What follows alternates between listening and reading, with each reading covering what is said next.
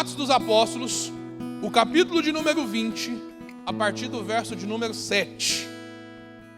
Diz assim a palavra do Senhor: no primeiro dia da semana, reunimos-nos para partir o pão, e Paulo falou ao povo. Pretendendo partir no dia seguinte, continuou falando até a meia-noite. Havia muitas candeias no piso superior, onde estavam reunidos.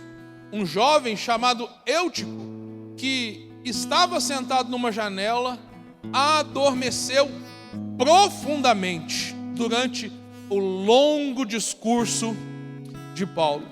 Vencido pelo sono, caiu do terceiro andar. Quando o levantaram, estava morto. Paulo desceu, inclinou-se sobre o rapaz e o abraçou, dizendo: não fiquem alarmados, ele está vivo. Então subiu novamente, partiu o pão e comeu. Depois continuou a falar até o amanhecer e foi embora. Levaram vivo o jovem, o que muito os consolou. Feche seus olhos, vamos orar ao Senhor neste momento. Pai, muito obrigado, Jesus, porque é o Senhor que fala conosco por meio da Tua palavra. Em nome de Jesus, ó Deus, nós ministramos, ó Deus, aquilo que o Senhor está nos dando nessa manhã. E nós cremos, ó Deus, que a Tua palavra é a verdade, que ela é apta para nos orientar, para mudar as nossas vidas, para nos direcionar naquilo que o Senhor deseja fazer hoje no nosso meio, ó Deus. Flua, Deus, traga revelação da Tua palavra sobre cada um de nós, em nome de Jesus. Amém e graças a Deus. Queridos, a história do Eutico, ela é uma história que nos chama a atenção, tanto pelo fato em si, quanto pela forma como aquilo aconteceu. Eu creio que todos nós, nesse tempo, é necessário que nós façamos uma avaliação, avaliar as nossas vidas, avaliar a forma como nós temos vivido a nossa vida, avaliar, ou seja, aquilo que nós temos colocado como prioridade, como motivação para as nossas vidas. Logo na palavra de oferta, nós falamos sobre a motivação em relação àquilo que nós fazemos com os nossos recursos financeiros, com a importância, na verdade, de possuir, mas não ser possuído pelos recursos que dispomos. Mas eu quero avançar um pouco mais na palavra de Deus e avançar nesse fato aqui e pensar junto com os irmãos sobre a realidade da sua vida com Deus hoje. Porque quando a gente percebe isso, quando a gente olha para nós, às vezes a gente tem impressões diferentes sobre a maneira que nós estamos vivendo. Às vezes a gente olha para o nosso dia a dia, para o nosso presente, e a gente lembra com saudade do passado. E a gente olha para o passado e pensa assim: não, mas no ano de 1900, quando a pessoa fala 1900 e tanto, você pode saber que ela é idosa, né? Já está muito idosa. Mas enfim, naquela época eu vivia assim. Infelizmente, muitas das vezes, não só na vida natural, mas na vida espiritual, muitas pessoas vivem de passado. E viver de passado não alimenta o presente, pelo contrário, impede você de desfrutar e de receber daquilo que Deus tem para você. Agora, essa história mostra para nós a realidade, talvez, da nossa vida com Deus. Eles estavam num culto de celebração. Pensa bem, no primeiro dia da semana, gente, é um dia como hoje. Eles estavam, bem verdade, na parte da noite ali, e Paulo ia usar a palavra. Quem que era Paulo? Paulo era o cara naquela época, não apenas naquela época, mas hoje também. Porque a gente olha para a Bíblia e a gente percebe que talvez ele seja o maior escritor bíblico, ou talvez o mais relevante para o nosso tempo. E aí, ou seja, ele está lá ministrando a palavra, ele é o pregador internacional da noite. E aí a gente olha e percebe que aqueles irmãos se reuniram ali para essa reunião. Não era um lugar pequeno, era um lugar amplo. Eles estavam bem, ou seja, acomodados. E aí a gente vê esse fato inusitado. Um jovem cai da janela. E aí a gente olha e Bom, dá para explicar isso de maneira natural? Dá. São muitas as razões. A hora adiantada, ou seja, estava tarde, o culto estava demorando, o apóstolo Paulo estava pregando um longo sermão, possivelmente não dava para fazer no culto online, porque o culto online nós temos prazos. Então, ou seja, era um longo sermão. O jovem estava lá possivelmente tarde da noite, já estava cansado por ter trabalhado durante o dia. A gente pode encontrar razões naturais para o que aconteceu. Havia no lugar ali, porque no Oriente Médio, onde é a região ali, os dias são muito quentes, mas as noites são frias. Aí você imagina, num lugar assim frio, quando você está num lugar assim, onde tem muitas luzes, e aqui estão falando de candeias, né? É uma iluminação à base de fogo. Além de iluminar, faz o quê? Aquece, tornando o lugar o que? Aconchegante. Você está cansado. Num lugar aconchegante, o que vai acontecer? É natural que o seu corpo relaxe e você tenha sono. O que mais que a gente poderia falar de maneira natural? O discurso longo. Embora a gente possa ficar aqui por mais um tempo aqui falando de razões naturais para explicar esse fato, o que eu quero nessa noite pensar com você é que essas coisas podem até ter contribuído para que o Eutico caísse, mas aquilo não era a chave, o ponto principal. Ou seja, era o sintoma, não era a causa. Porque a gente percebe que ele está numa janela também.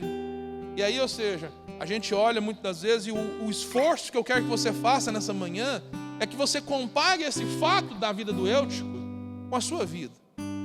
Porque, querido, o Eutico caiu da janela. E por ter caído da janela, a consequência foi a morte. E talvez a gente olhe para as nossas vidas e perceba o seguinte: talvez em algum momento da sua vida você também tenha caído. E talvez o que tenha acontecido com a sua fé, com a sua vida, com a sua maneira de viver, é semelhante ao que aconteceu com o Eutico.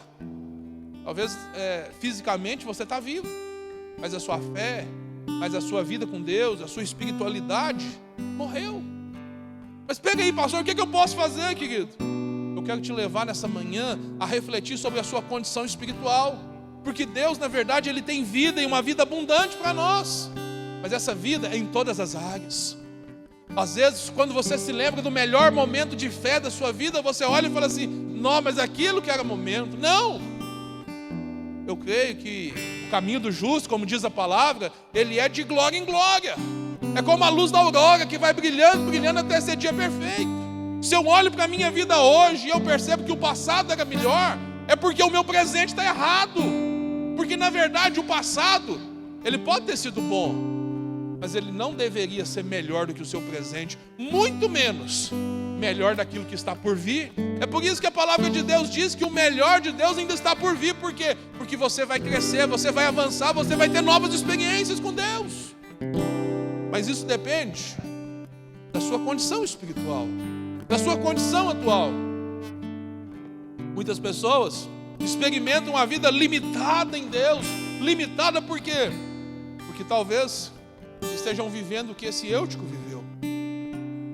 Querido, qualquer um de nós pode passar por isso. Olha o que o apóstolo João escreveu na carta do Apocalipse, né? Olha o que o apóstolo João escreveu sobre uma igreja. E querido, a igreja somos nós, amém? Fala comigo assim: a igreja sou eu. Fala assim: a igreja sou eu, a igreja somos nós. Você que está nos assistindo, escreve aí nos comentários: a igreja sou eu, é você que é a igreja. E no Apocalipse, o Senhor envia cartas ao anjo da igreja, mas essas cartas, na verdade, são para a igreja. Capítulo 2, abre aí a sua Bíblia. O que diz a palavra? Capítulo 2, versos 2 e 3. Olha o testemunho de Jesus a respeito da igreja de Éfeso. Conheço as suas obras, o seu trabalho árduo e a sua perseverança. Sei que você não pode tolerar os homens maus, que pôs à prova os que se dizem ser apóstolos, mas não são, e descobriu que eles eram impostores. Você tem perseverado e suportado os sofrimentos por causa do meu nome e não tem desfalecido. Glória a Deus, que igreja abençoada. Talvez a realidade sua é essa, mas não é só isso. Sabe por quê? A Bíblia fala que nós, homens, nós vemos o exterior. O Senhor Jesus, ele reafirma essas qualidades aqui da igreja de Éfeso, mas ele mostra também que existe algo a ser melhorado. Existe um ponto de melhoria, e o ponto de melhoria está no capítulo 4, no verso 4. E ele diz o seguinte: contra você, e fez isso tudo legal, que está bacana, que está perseverando, que está fazendo, contra você. Porém, tenho isto: você abandonou o seu primeiro amor. Querido, presta atenção. Muitas das vezes na nossa vida com Deus, a gente transforma a nossa condição espiritual, a nossa vida com Deus em algo religioso, algo automático, que vai funcionando no piloto automático, e acaba fazendo o quê? Perdendo o sabor, perdendo a alegria, perdendo a vontade, a motivação, ou seja, o desejo de fazer as coisas pelo motivo certo, que é para agradar a Deus. Quando você perde a alegria de servir a Deus, querido, é porque você está se afastando do seu primeiro amor. A igreja de Éfeso é um retrato de muitos cristãos de hoje. E olha que hoje, o tempo presente é o momento da gente refletir, porque nós estamos sendo levados a pensar como o mundo, a pensar como as pessoas de fora, que imaginam o seguinte. Gente, você já ouviu aquela expressão? O novo normal. O novo normal. O que é o novo normal? A nova forma de viver. Nada vai ser como era antes, tudo vai ser diferente. O problema, nós entendemos que nós vamos ter que nos adaptar. Nós vamos ter que assimilar hábitos diferentes, hábitos novos. Querido, olha para nós aqui no culto. Olha para você aí na sua casa assistindo esse culto. Imagina o seguinte: se no dia 1º de janeiro de 2020 eu fosse falar com você assim: irmãos, no dia 2 de agosto nós vamos estar reunidos aqui no domingo, primeiro dia da semana, para celebrar a ceia. Amém? Todo mundo, amém, beleza, normal, primeiro domingo, ceia do Senhor. Mas tem um detalhe: vai ser de manhã, de noite não pode. Segundo, tem que ter no máximo 30 pessoas, todo mundo de máscara, distanciamento. Nós vamos virar o auditório, que vamos fazer, percebe? Gente, nenhum de nós, gente, se você falar que você previu isso tudo, desculpa, mas eu vou duvidar. Nenhum de nós imaginou que a gente estaria nessa situação de hoje. Porque não está no nosso controle.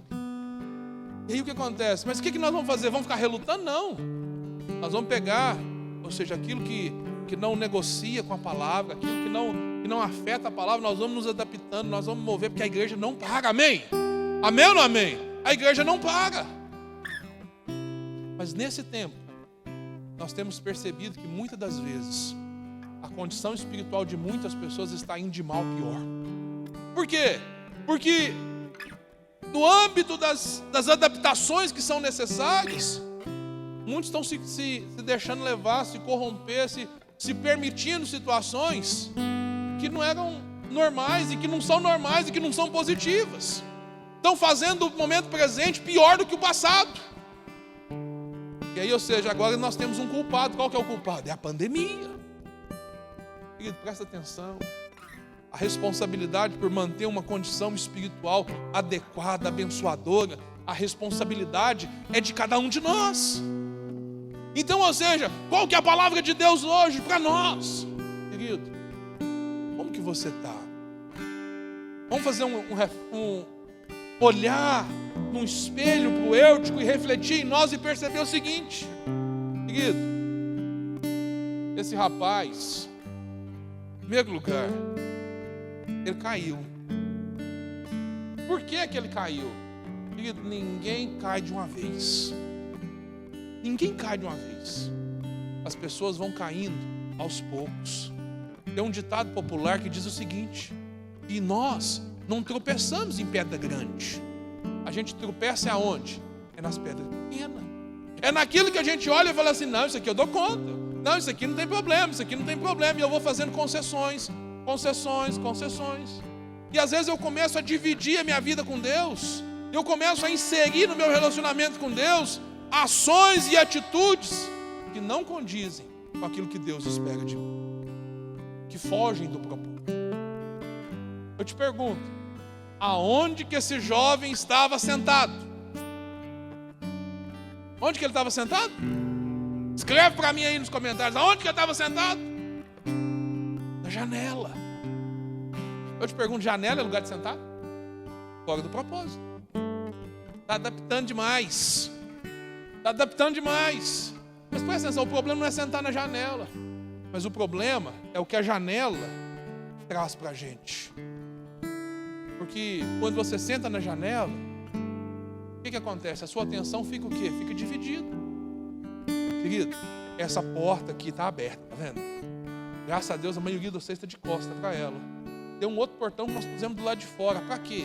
Para cortar a visão. Não é para as pessoas não ficarem vendo de lá para cá, não. É porque senão passar um carro, passa uma coisa, qualquer coisa que passa, o que você faz? Ó, chama a sua atenção. Você está de costa para as portas de lá, aleluia, glória a Deus. Porque quando nós estávamos na posição de cá, se o irmão espirrasse lá fora, o que acontecia? Dividia a sua atenção. Agora presta atenção, esse homem sentou, esse jovem, sentou propositalmente na janela. A janela, aqui, ela simboliza para nós pelo menos 4 coisas. A primeira delas, a atenção dividida. Quando você está na janela, você não vai prestar atenção direito. Quando você está na janela, a palavra que estiver sendo ministrada, o que vai acontecer? Você vai estar dividindo isso. Querido, olha que interessante. Nós estamos vivendo um momento de pandemia. E Deus nos abriu uma oportunidade enorme. Nós estamos transmitindo os nossos... Gente, nós já transmitimos os nossos cultos pela internet há mais de 5 anos. Nós já fazíamos lá pelo Facebook, mas era uma opção. E fazia lá e talvez a grande maioria das pessoas nunca tinha assistido. Uma ou outra lá de vez em quando assistia e tal. E como, glória a Deus, estava lá. Estava liberado para as pessoas assistirem. Agora nós estamos assistindo. Nós estamos ministrando, estamos alcançando muitas pessoas pela internet. Por quê? Porque é necessário. Mas às vezes, qual que é o perigo disso tudo? Perigo existe em tudo. Mas presta atenção. É um perigo que você está assistindo o culto para outra janela do navegador lá no WhatsApp, para outra janela lá no Facebook, a outra janela lá você está assistindo o culto, a outra janela lá está o seu trabalho, na outra janela lá está as coisas que você está fazendo. O irmão disse, não pastor, eu coloco o culto lá na televisão e vou lá resolver minhas coisas durante a casa, e vou arrumando a casa e ouvindo o culto. Eu falei assim, é isso ou nada, eu prefiro isso. Mas não é o melhor. O que seria o melhor? Parar tudo e voltar a sua atenção não para o pastor, não para o ministério do louvor, mas para aquilo que Deus está fazendo através de nós. Você entende isso? E o que acontece? O que levou esse homem a cair? Foi a primeira coisa, foi a atenção dividida. A segunda coisa que essa janela simboliza é a curiosidade. Porque nós somos seres naturalmente curiosos.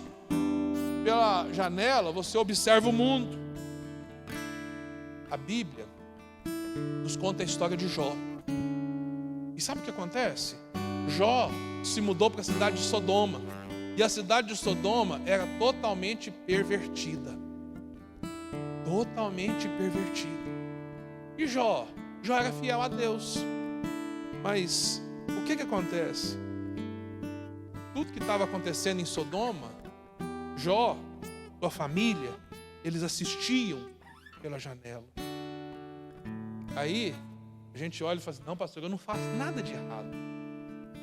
Mas pela janela da sua casa, pela janela que você tem nas suas mãos, você está se alimentando de tudo lá de fora. Isso, não pastor, isso vai fazer mal? Querido, presta atenção. O que faz mal, na verdade, é o que entra dentro de você, é aquilo que você se alimenta. Através das janelas modernas, nós temos aí percebido o seguinte: muitos estão se perdendo, muitos estão se distanciando, muitos estão fazendo o quê? Estão dividindo a atenção. É só uma curiosidade, eu queria ver como é que é e tal. E nessas idas e vindas, o que acontece? Se perdem. Essa janela representa, além de tudo, além de ser a atenção dividida, da curiosidade, ela representa também o descompromisso. Porque quando a gente percebe, olha, tem crentes assim, amados do Senhor. Tem crentes assim que às vezes nos constrange assim com o compromisso que eles têm. Tem crente que às vezes, ou seja, eles estão tão desejosos de servir a Deus, ou seja, a atitude deles nos constrange. Mas infelizmente outros tantos vivem uma vida completamente sem compromisso nenhum. Não é com a igreja, é com o próprio Deus. Vivem em cima do muro. Um dia eu estou aqui, um dia eu estou lá, um dia eu estou aqui, um dia eu estou lá. Sabe quem que perde com isso, querido? É a pessoa. Porque a condição espiritual dela vai fazendo o quê? Vai esvaecendo, vai acabando. A janela representa também a tentação. Deixa eu te falar uma coisa. O diabo, ele não perde oportunidade. A gente perde muita oportunidade, o diabo não. Mas presta atenção. Em relação à tentação, em relação ao diabo, sabe o que a Bíblia diz que nós devemos fazer? O diabo, a gente resiste, a gente expulsa, a gente avança, a gente não retrocede para o diabo, a gente não corre do diabo. O diabo a gente enfrenta, porque nós já somos mais do que vencedores em Cristo Jesus, amém? E ao nome de Jesus ele tem que se dobrar. Então, ou seja, de diabo a gente não tem medo, a gente avança, a gente enfrenta. Agora, tentação, a gente corre, porque a tentação, ela te leva à queda. E qual que é o problema? É quando a gente fica flertando com a tentação. É quando a gente fica achando que a gente é bom demais, que a gente é forte demais. Não, isso acontece com fulano, com ciclano, com beltrano. Querido, é incrível como nós temos visto pessoas que estão brincando com a tentação. E a tentação, o que ela vai fazer? Querido, a Bíblia diz que cada um é atraído segundo o seu mau desejo.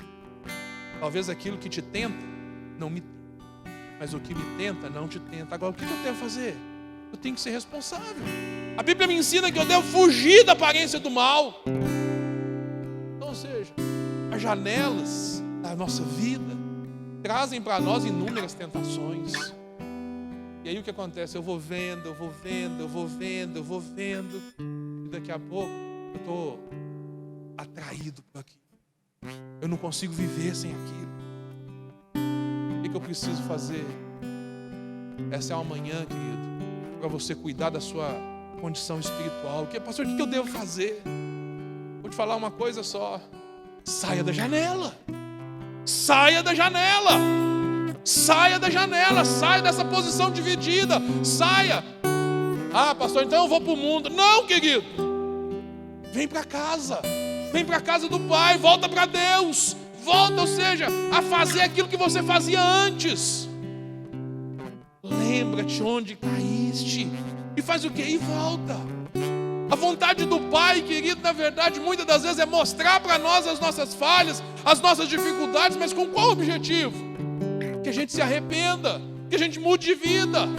E aí o que acontece? O diabo, nesse tempo, ele trabalha na mente das pessoas, para que as pessoas não saibam ouvir a correção, para que as pessoas não saibam ouvir uma palavra que venha exortar elas numa mudança de vida.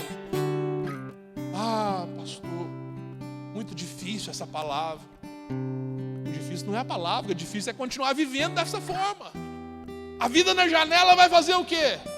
Uma hora ou outra, você vai cair da janela. Uma hora ou outra, você vai cair da janela. E se você cair, eu quero te falar o seguinte: nós como igreja vamos estar lá para te amparar, para te ajudar, porque esse é o papel da igreja. Mas presta atenção, nós estamos te dando uma palavra para você sair da janela, para você não cair, porque a queda machuca, e tem muita gente machucada na igreja. E aí, querido, eu quero te falar uma coisa: Deus ama você. Deus quer mudar a história da sua vida. Querido, entenda uma coisa. Sabe o que causa isso? Sabe o que causou isso na vida do Eutico? Não foi ir para a janela. Ir para a janela é só a consequência. O que gerou isso tudo é o que está lá dentro. O que muda a história não é os frutos, é a raiz. É a raiz do que está acontecendo.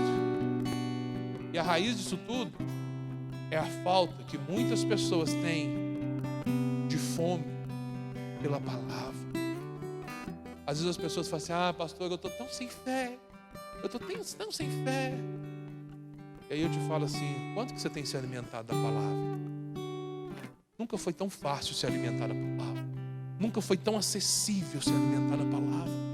Querido, nós estamos aqui no prédio, mas tem aqui inúmeras pessoas que estão em casa. E elas estão fazendo o quê?